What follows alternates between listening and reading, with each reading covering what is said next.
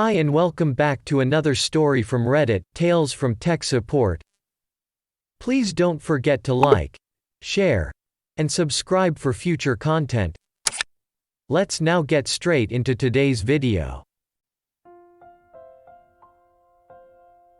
Rule 0.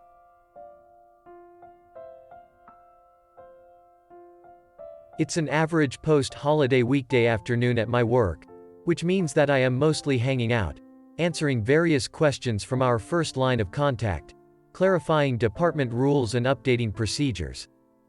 I am also checking up on various ancient work orders gathering dust in our queue, usually for lack of customer or management response, and indiscriminately nuking the ones that I can close due to lack of customer response while auto-repeating a stage in an ongoing Arknights event.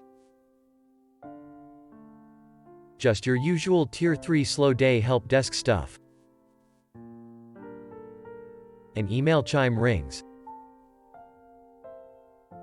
Now, my emails normally don't have audio alerts, except for a select group of very high-ranked people, who need urgent Tier 3 level attention to address their pressing problems, such as plugging in a monitor.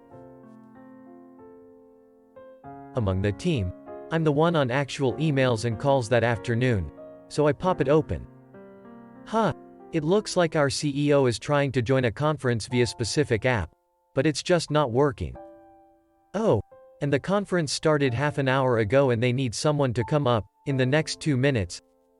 Call me crazy, but if I have an important conference coming up using a program that I have not tested before, I might call IT out before the conference starts.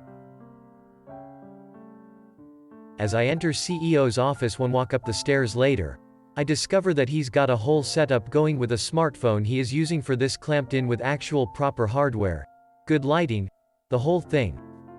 Frankly, I am impressed and relieved. This specific conferencing software doesn't play well with our firewall sometimes, but if it goes out over the smartphone Wi-Fi, that's way easier. They have their own, much laxer rules. So can you tell me exactly what is wrong? I ask CEO after exchanging extremely brief pleasantries. He is in a hurry, and so am I, since I forgot to restart my Arknights stage before I headed up, so I figured we both have things we'd be doing that don't involve somebody making polite small talk for half an hour. My conference app is not working, he replies, waving at the phone, which does indeed appear blank. The app is up, but other than the meeting name it's just basically blank. You can hear people on the other end, but no matter if I click camera or mic buttons, nothing happens. A suspicion forms in my head. Okay, I say, drop the session and start it again with me looking over your shoulder. Let's go step by step. Everything goes perfectly fine. The app joins a meeting. He types out a name and, why the ever-living fuck is he clicking don't allow to every prompt that comes up? Why are you clicking don't allow to every prompt that comes up? I ask the CEO very diplomatically. Oh, I was told I shouldn't let apps access stuff on my phone. If you don't let this conferencing app access your microphone or camera, it will not be able to transmit anything using your microphone or camera. Oh, is that how it works? Yeah. Let me reset your permissions in the settings, here you go. Camera and audio feed. You are live. Wow, you are great. I think they've been trying to solve my issue for over a year now with this phone app, and you fixed it in 2 minutes. Haha, no problem. You have a good day, I say as another horrible suspicion forms in my head. Back at my desk, after restarting my Arknights stage, you gotta have priorities, I start digging in the call logging system. Sure enough, here is a work order sent directly to our networking team, bypassing all normal channels, me, from 14 months ago.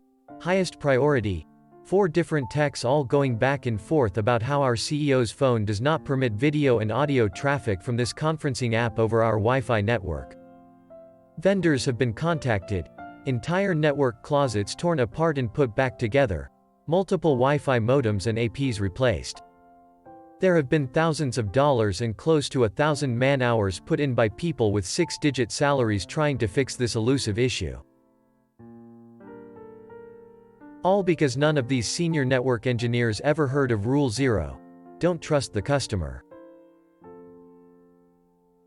As a Tier 3 tech, I have the ability to hijack assignments and make sure that everybody involved gets a message when I close the work order.